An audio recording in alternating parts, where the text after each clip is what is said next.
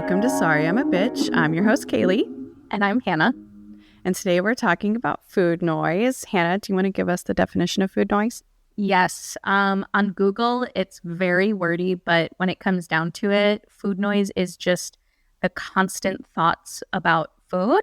They can be intrusive, they can lead to eating disorders, and they also can lead to obesity and just a general obsession with food. And it also led to this podcast. It did, yes. Months ago, we were talking about food noise, and Kaylee and I have both had quite the journey with food and weight loss and weight gain over our whole lives. And so we were talking about it, and I think originally we were like, should we do a cookbook? Should we write that was my idea. And then you were like, let's do a podcast. And so here we are. I think this episode is really near and dear to our hearts because food noise isn't something that just goes away when you lose weight. Yeah. In full transparency, we've filmed this episode before.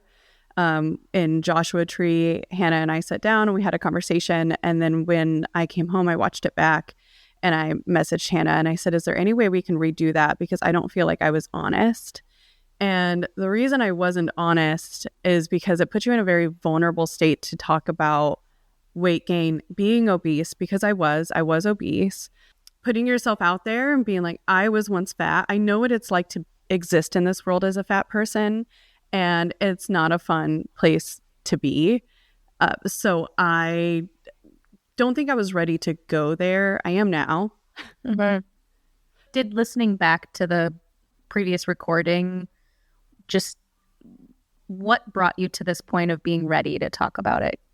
Because I didn't actually know when we recorded before that you weren't ready. Yeah, I didn't either until I listened to it back. There are so many things that I deal with just genetically when it comes to food that I didn't discuss at all. And I think I sent you a voice message where I said, I just kept going, oh, my feet size changed and my hat size changed. And I'm just a little girl now. Yeah. My bracelets fall off of my little wrists. Yeah. Like, I'm just a little girl now. It just felt so superficial. It's so much deeper than that. I think a lot of times people who are thin genetically, if you don't have a weight issue, genetically, you don't understand what people who do deal with. There's an imbalance in my brain-gut connection. My brain and my gut, they don't know how to talk to each other. So my gut doesn't know when I'm full because my brain doesn't go knock, knock, knock, stop, bitch. So I just keep eating. One of the things that I do now is when I plate my husband and I's food, we do HelloFresh, and I'll put a bunch more on his plate than I will mine. I'll give myself a normal sized portion that will satiate me, but won't overdo it because my husband can stop eating once he's full and I can't. I stop eating when the plate's finished. For context, for anyone who's listening, Kaylee is little now. Your body changes have been very dramatic. If you're open to saying, how much weight did you lose? I lost 100 pounds. Yeah. Holy shit. And what I should also point out is Kaylee's gorgeous. Whether Kaylee weighs more or less, she's one of the most beautiful people I've ever met. And so to be doing this with you and talking about it with you, I'm grateful. I think your story is going to make a difference for a lot of people and hopefully inspire people to go get help if they are struggling with food noise, if they're struggling with weight loss. I remember you saying you got to a point where it was time. Yeah, I had a baby and my husband would take videos and pictures of us and we'd be making all of these memories. And the whole time I couldn't just be like, oh my gosh, how sweet is this moment with my daughter? We're catching it on film. I just kept looking back and being like, oh my God. I'm sure we'll insert some pictures or, videos or something in here where you can see the transformation because it was a transformation. The reason why I got fat, just full transparency, was I got married. Zach and I had a lot of fun. We'd party. We would eat good food. We would both work from home. And instead of making lunch or something like I do now, like I would just DoorDash like Chick-fil-A. And I would not care or even think to look up how many calories I was consuming in a day. And now I look back at it, like one time I was like, let me just see how many calories. And I was floored by how many calories I was consuming. Yeah, which is, I think, a beautiful thing to not care, because also you were in your 20s. I understand what that's like to not, I didn't know anything about calories until a year ago. And I think it's a beautiful thing to not give a shit. And this, I feel like we should also mention, like, this isn't like, we're not saying you have to count calories or you have to make changes. We're just saying if you're unhappy or you don't feel good, I think this episode can be helpful, because before I knew about calories, like, what a freeing thing to just order whatever and just eat. Yeah, I think this episode's also to say, if you are overweight and you're struggling with that and you've tried and tried and tried to lose weight multiple times, I see you, I hear you, I am you.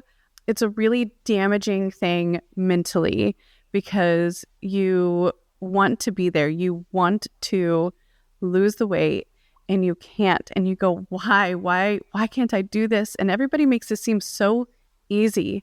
Everyone makes weight loss seem so easy. Just don't eat as much. Go to the gym. Go to the gym. Go do this. Get your Go do steps that. in. And it's also, a lot of people talk about weight loss in a very privileged way. Go to the gym. Some people can't afford to go to the gym. Some people don't have time to go to the gym. Some people some people don't want to. The role of mental health, if you're depressed, if you have anxiety, that could also prevent you from going to the gym. I think weight loss isn't just a physical change. It's also a mental and emotional change. It's not easy. There are a lot of things that work against people too. Like, there's leptin resistance, and leptin is a hormone and it signals the brain when the stomach's full. But some people don't properly respond to leptin. For instance, I don't properly respond to leptin, which also leads to my food noise, which a lot of times, really most of the time when I'm suffering from food noise, I'm not hungry. I eat very full, filling meals that are nutritious, and I make sure I get my calories that I need to sustain my body and give me energy. I'm not hungry, but I'm constantly thinking about it.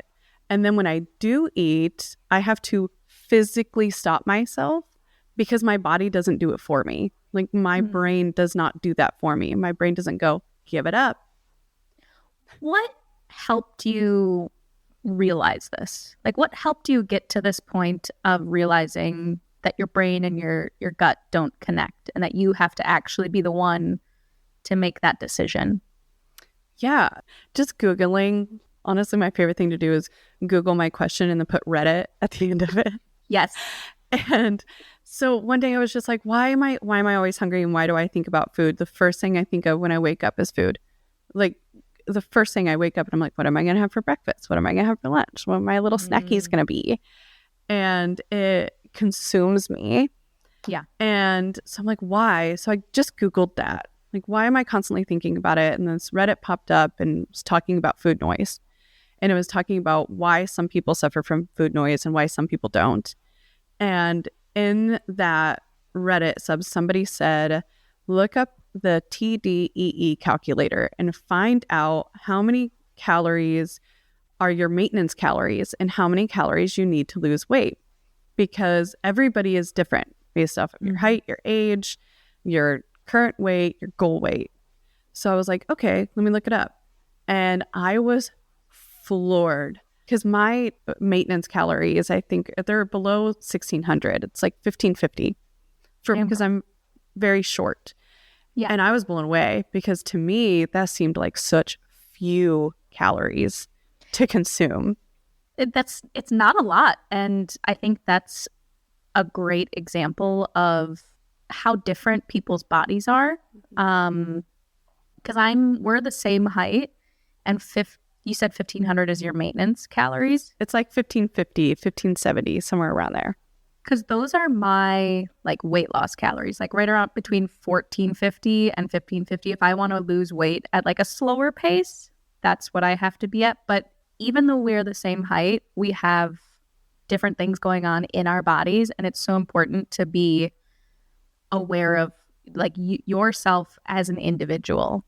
I will say that losing 100 pounds was the hardest thing that I've ever done. It's not every single day I had to work at it every single day, and still do, because the weight can come back at any moment. Like once you lose the weight, it's not done. It's not over. Every single day I have to struggle with it. Zach actually had a conversation with me last night because I had a bottle of hot sauce and I shook it up. And when I did, he looked over at me. And my first thought wasn't, does he want the hot sauce bottle, or is he just looking at me because I'm his wife? Is he making sure I don't like hit him in the face? No, my first thought was, he's looking at my arms jiggle. He thinks I'm gaining weight, and he's thinking about that right now. And so I said it. I said, are you watching my arms jiggle? And he was like, no. And he was so upset that I would even think that. That so makes me want to cry, honestly. He was like, Kaylee, he goes, I think you need to understand that not everything is about how much you weigh. You think about it way too often. And then he made a comment the other day. I'd made a salad. I made one of those dense bean salads off of TikTok, which shout out to her, because that's the best thing in the world. And I ate my full plate, and Zach said, ate half of his. And he goes, I can't believe you were able to eat all of that. And I was like, I can't believe you just said that to me. Like, why would you comment on how much I've eaten? Like, do you understand what that does to me? Like, now I'm upset about like how much I ate. And it was a salad. It was just a bunch of vegetables and beans. And I was like, great. And my first thought was, I'm gonna have to take a laxative tonight because I ate a salad. And then I just stopped and I was like, stop, chill. Yeah. Don't do that. That's an eating disorder. Like, I have to constantly check myself. Would you say that is the hardest part for you? Is like, it's not the weight loss itself, it's the mental games that you play with yourself. Yeah, it's constantly. I'm doing mental gymnastics every single day about what I put in my body, how much of it I put in my body, or it's been really hot lately, and I'm like, well, now I can't go for a walk, which means I'm gonna have to eat less, or I'm gonna have to do this, and it's a constant struggle, and it sucks. I honestly feel like sometimes I was happier fat. Like, what you said about when you were shaking the hot sauce bottle definitely made me get teary-eyed, because I relate to that so much, but I never say it out loud. Just like little things constantly. Also, I'm realizing that this isn't just like you and me. This is probably most women and some men, but a lot of women feel this way, which is just so sad to think about, because like you in your sweet life with Zach and shaking a hot sauce bottle. I know how much Zach loves you. I couldn't imagine Zach ever thinking anything poorly of you or like judging your body in a negative way. And so it's just so sad to me that women in general, we are riddled with these thoughts. Am I good enough? Am I skinny enough? Am I pretty enough? Am I enough? Am I taking up too much space? Am I taking up too little space? Like it's mental gymnastics. It's awful. And I think a lot of it manifests in our relationship with food. For you, and I know like you've lost 100 pounds, and since weight loss is not just all hard and bad, like what's your favorite parts about having lost so much weight? Oh, my favorite part. I love anything physical now. If I were to come visit you and you were like, "Let's go hike something, whatever," I'm always down. If someone's like, "You know what? The restaurant's just like a mile and a half up. Do you want to walk?" I'm like, "Yeah, why would we take a Mm-hmm. car? That's stupid. Let's walk." I am always down to walk. I'm always down to do something physical now because it's not something physical anymore. It's just something to do. Yeah. Whereas before, when I was fat, it was physical. It was like someone would be like, "Do you want to go for a walk?" And I'm like, "No, I don't." Yeah. I don't know why anyone would want to. It's stupid. And now too, if somebody wants to go do things with me, my world has opened up where if they're like, "What do you want to do?" Before it was always, "Do you want to go get a drink?" Or "Do you want to go hit up this restaurant?" And Mm-hmm. now I'm actually experiencing this city, this new city that I'm in, Yeah. because I'm like, "Oh, there's an art gallery over here, or there's the Kurt Vonnegut Museum, big Vonnegut fan, and let's go do that. Let's go experience that." It's no longer just, "Let's go grab a beer, let's go grab a bite to eat." What about Incredible. you? What is my favorite part? I just want to like say, Hannah didn't need Hannah's you've never had a weight problem. I'm just going to be like fully No, transparent with you. Like you didn't have a no. weight problem, but Hannah's our fit girl. Hannah in the last couple of years has become a gym girly. I have become a gym girly. And you're right. I was like chubby. I was thick. I'm a very muscular person. And so when I have more fat on my body, I'm just thicker. I've never been obese, although BMI would tell you otherwise, which Fuck BMI. fuck BMI. My journey involved first making the decision to stop drinking, which is almost 1 year ago. I made the decision to stop drinking around the same time I was starting to go to the gym much more regularly, like 3, 4, 5 times a week. I had so much more energy. I was excited to get up in the morning. I had more time. Instead of going to the bars, I was like, well, I guess I'll go to the gym. It was a gradual change of my habits entirely. Um, and I got to a point where I almost immediately after stopping drinking, after like about a month or month and a half, I had lost like 10 pounds right out of the gate because I was drinking a lot.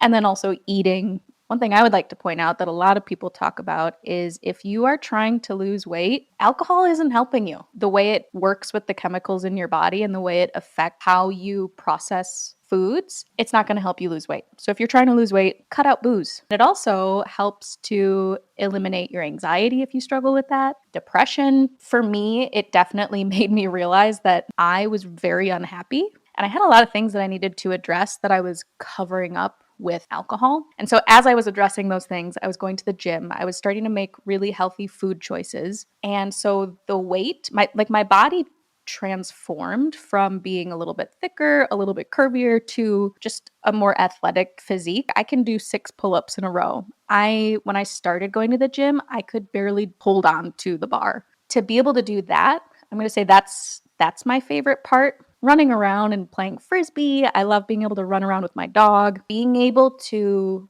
excel at it and to be strong, to be able to carry like the 8 grocery bags from my car to my house. It's things like that that I'm like, wow, I've come so far. So yeah, both of us kind of had the same Yeah. answer. Remember when it was for your birthday, we were walking to go get milkshakes and we decided to walk. It was like a mile walk. And it was Mhm. like, even though it was hot and sticky and we were dressed up, we were like, fuck it, let's walk. It's a beautiful night. And as we were walking, we both like kind of looked at each other and were like, oh, our thighs aren't chafing. It was just, it felt very manageable. And we happened to pass some women who were overweight and they looked miserable.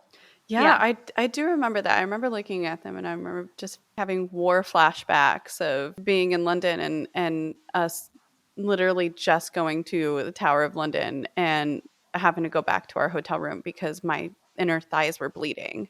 Mm. And I was like, well, I can't do anything the rest of the day because that would require movement and I'm bleeding. It was miserable. Traveling in general as a fat person is really miserable. When we went to Amsterdam, you know how all of the chairs face the sidewalk in Amsterdam. If you're outdoor eating, they all face that way. You don't face the people you're eating with, you people watch. And me just trying to fit in between all of these tables and then just having this audience of people watching me. And the whole time I Mm. was just like, I just know they're looking at me. I know that they're being like, oh, look at this fat American. She can't even fit in between our Mm. tables. Like, this Yeah. sucks. After I had lost probably about 40, maybe 50 pounds, I went with a couple of friends again to London and Ireland and Scotland. And I had none of that experience because I was no longer fat. I didn't even think about people staring at me when I was fat. I would eat and I'd be like, everyone's watching me. Mm. You know, you always think that you're like this sideshow. Society hates fat people, Yeah. How you lose weight is also criticized. You no can lose matter weight what. wrong. Yeah. Yeah. People, they want you to lose weight, but when you lose weight, how'd you do it? Oh, you didn't do it how I wanted you to do it. If you get lap band surgery or gastric bypass or something, you cheated. Mm-hmm. But we want you to lose weight, but just do it how we want you to do it.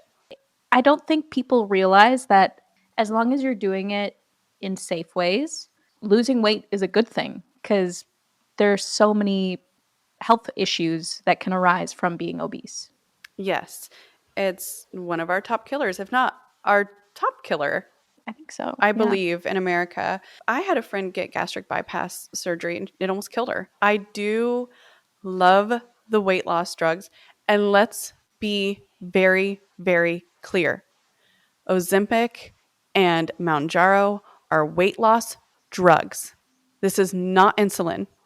If Mm-hmm. people who are diabetic are being prescribed these drugs, it is because they are overweight. These issues with supply happened because the pens that this medicine is put in, there was a shortage of them.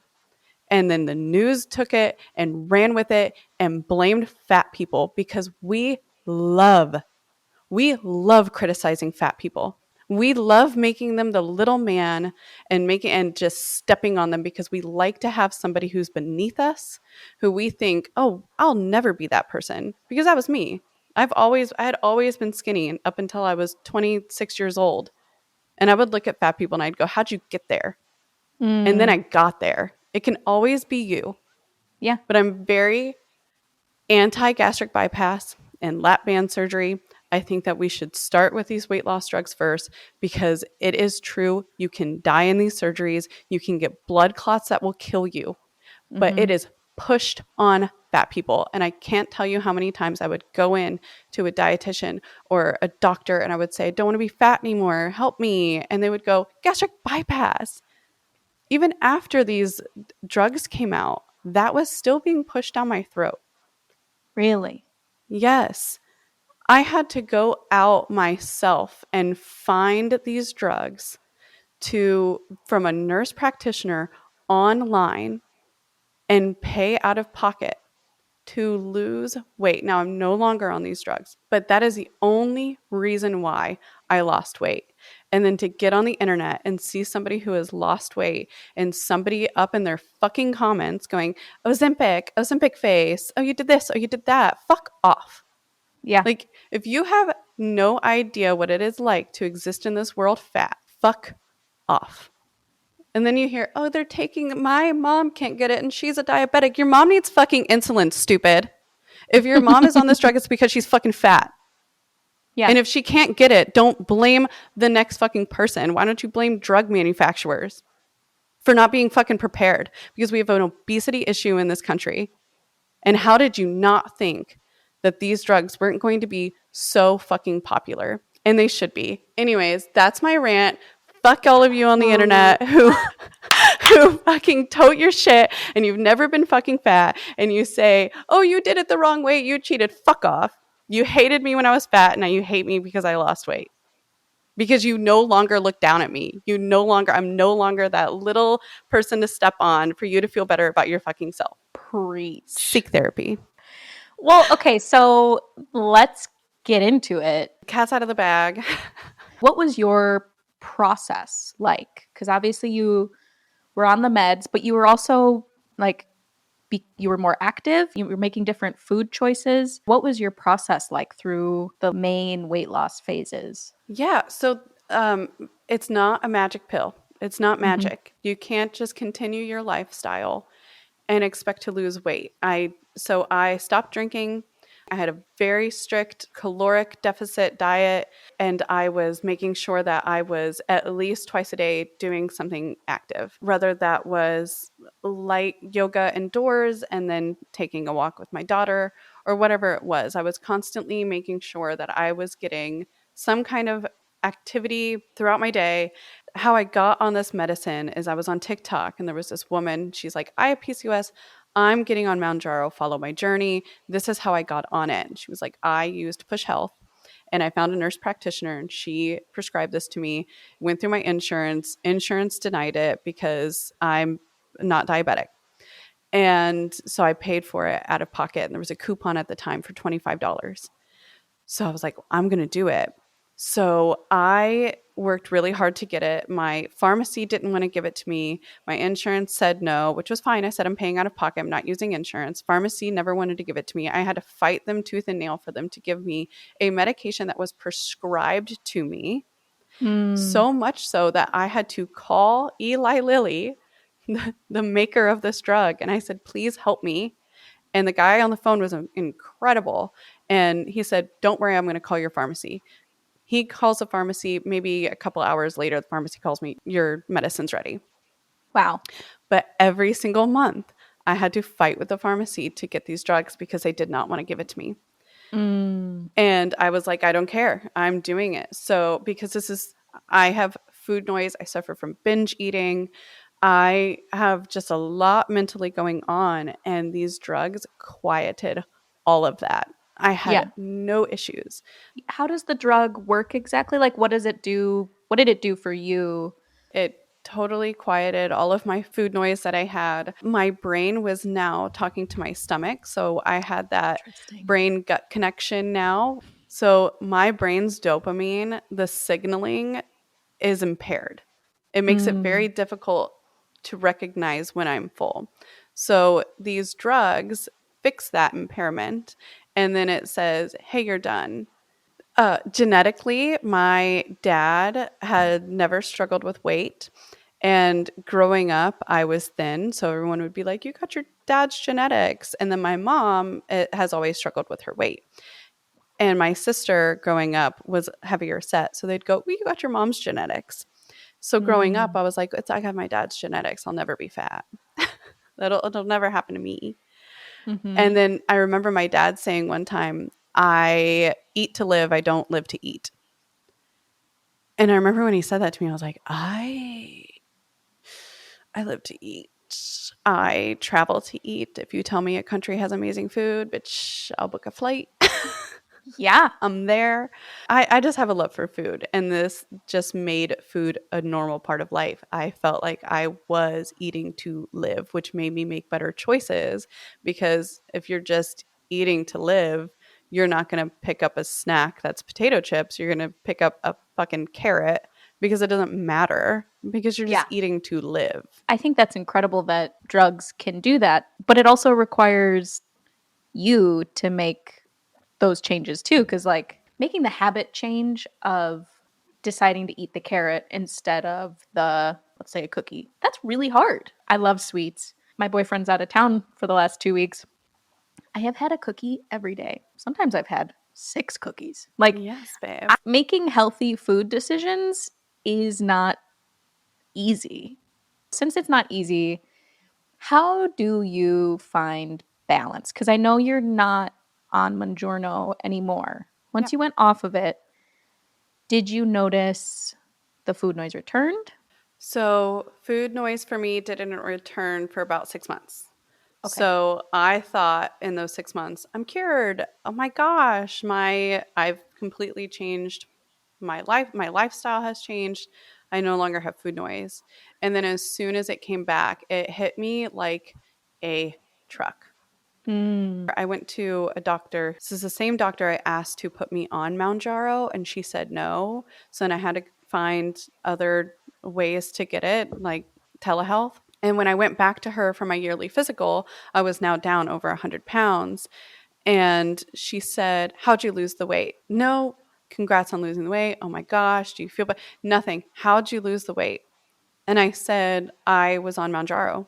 I said I was on it for 10 months. I'm now off of it. And she goes, "Yeah, just to prepare you, you're going to gain the weight back." And she just looked down at her chart and and I said, "Can you tell me how you know that?"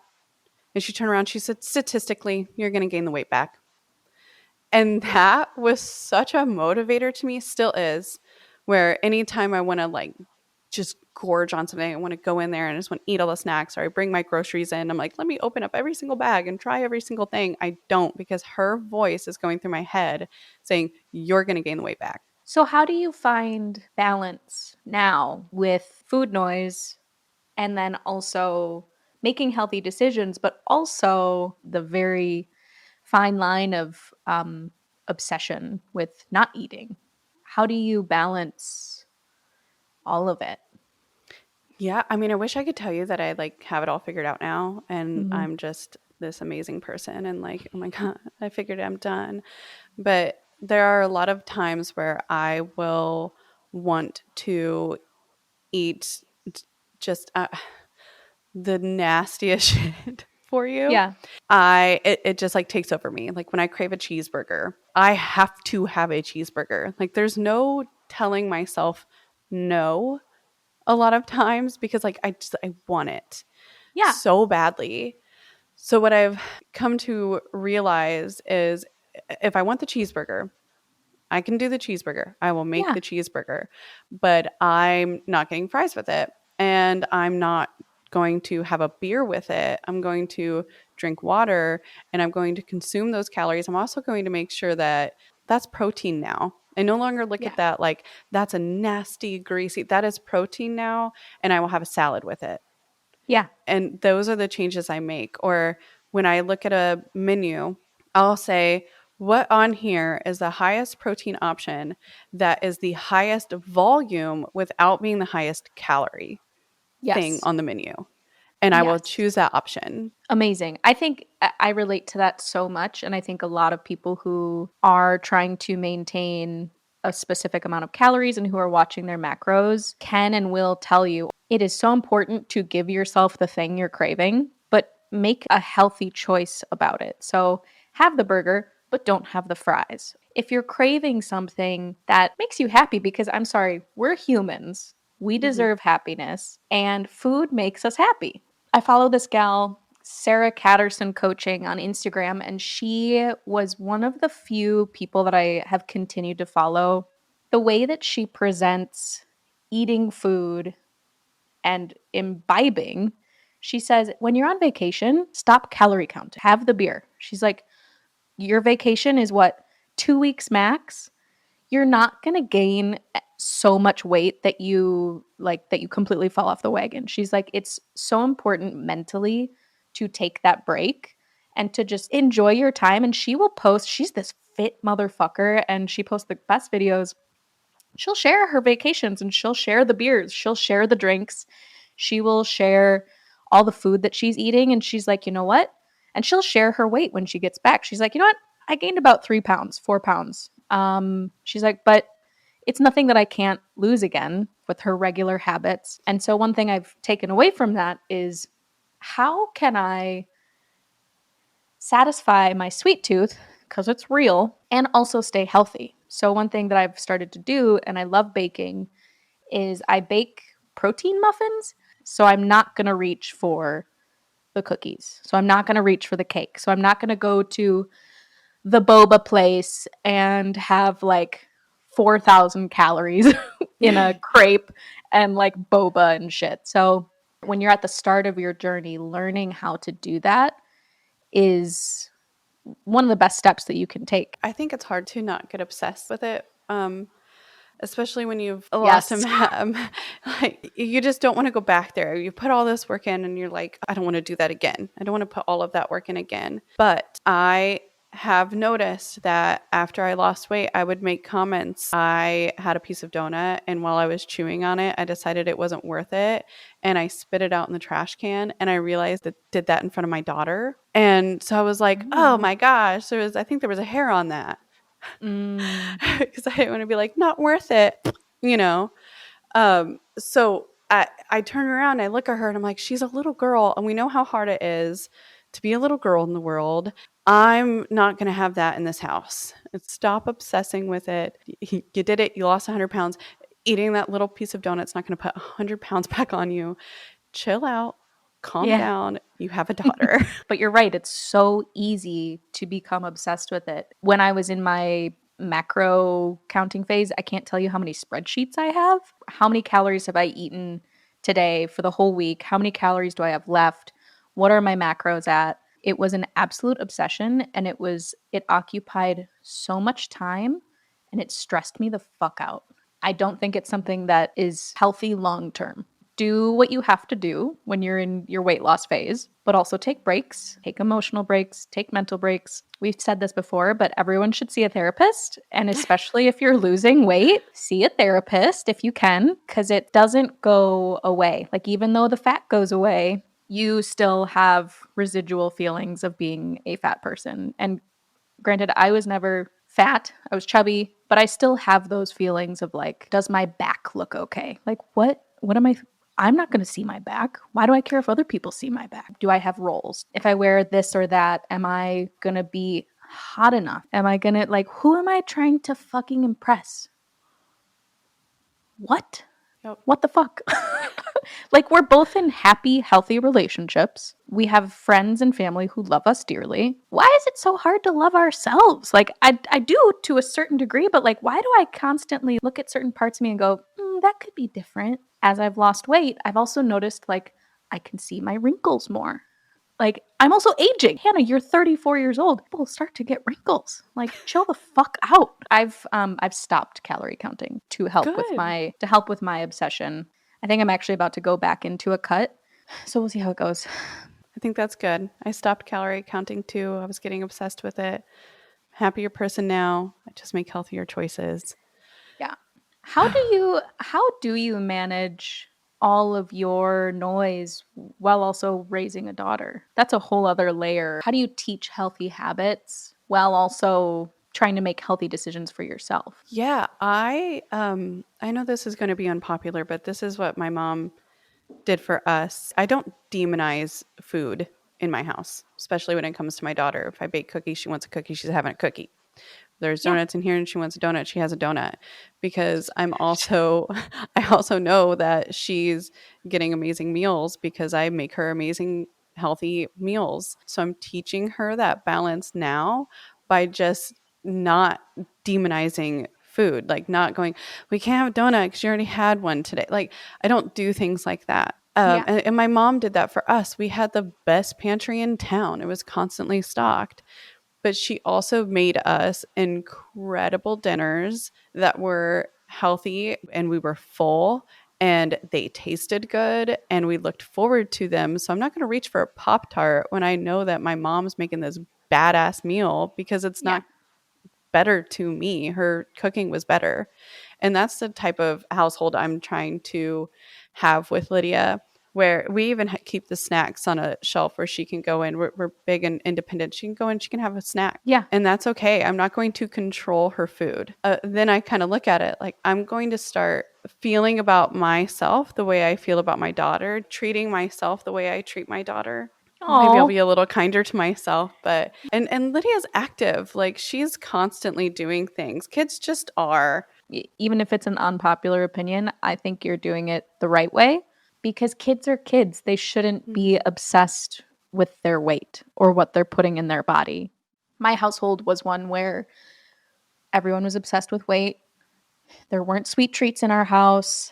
That also made me want sweets more. When I would go to my friend's house, they would have Mountain Dew, they would have Oreos, and I would gobble them all up. Like if I was at your house as a kid, I probably would have been like, and I remember my friends, they would have 1 or 2 Oreos, but I would have like 6 Oreos. And they're like, "Why do you eat so much?" And I'm like, "I don't know." I don't know. Yeah. Giving your kid choices and options helps them develop that skill. It's Yeah. so important. And also, I'm sure you will get to a point with Lydia where when she's old enough where you're like, certain foods make you feel certain ways. Like you can have actual like deep conversations about food. And that's so, I think that's beautiful. I think letting your kid know that food isn't bad, Mm-hmm. what a dream. Yeah. I'm not going to, I think restrictive eating leads to eating disorders. I'm more afraid of my daughter having an eating disorder than I am of her being fat. Yeah. Like, that's just not something that I care about. I want her to be healthy. I want her to be happy. I think being a role model to that, like my mom was such a role model. I had a heavy set mom, but I never viewed her as that growing up. And she never talked bad about her body in front of me. And I never felt like that. And if I wanted something, I'd be like, oh my gosh, I really want another piece of pie. And my mom's like, go do it. Like, you're in cheerleading, like you work out. What's the point of doing all of that if you're not going to have a little treat? And I'm like, Yeah. oh my God, yeah. I mean, you as a person, you are one of the most confident people I've ever met my whole life. And when you enter a room, you captivate everyone, like unintentionally. You just like, your mom did a good job. She That's did. my point. Your mom Shout did a out, real good Lisa. job. Yeah. This also makes me think of one of our very close friends. Not going to name names, but she grew up with a granola mom, and it's so hard to watch our friend struggle with food and weight and anxiety and depression and all these things that surround body image, because her mom was not kind to her about food and weight, and that has haunted her. I hope she can shake that off of her, but it's like ingrained in you. When your parents talk to you a certain way about food and your body, that's teaching you how you should feel about your body. It puts a price on your worth. Your worth becomes your weight. Which is a big no-no. Big no-no. It's so important to remember your worth is not tied to your weight. And it's so important to also remember that your body is made up of tiny little cells that absorb nutrients at different rates. And what the scale says isn't true. If you have had a more carby meal, you're probably retaining water. If you don't eat, the scale could go up. Been in cuts before where the scale just creeps up. What am I doing wrong here? And then I'll go out and I'll have the burger, the fries, the shake, and the following day I will be 3 pounds less. Oh, when you actually have food moving through your body, you're gonna take a big old crap. You're gonna poop it all out, and it's so helpful. Yeah. So I feel like we're doing a good job. I think Yeah. for anyone listening, if you want to message us, email us, do whatever, chat with us about your journey, please do.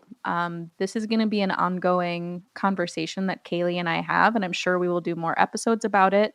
But please know that you are not alone. You're seen. The struggle is fucking real. And there is hope out there. I think stay hopeful. Make those tiny changes. And over time, all those tiny changes will become big changes. And love yourself throughout the process. Yeah. You're worthy of it. We're all worthy of it. Yeah. Well, cool. Let's cheers to that, bitch. Cheers, bitch. Very excited.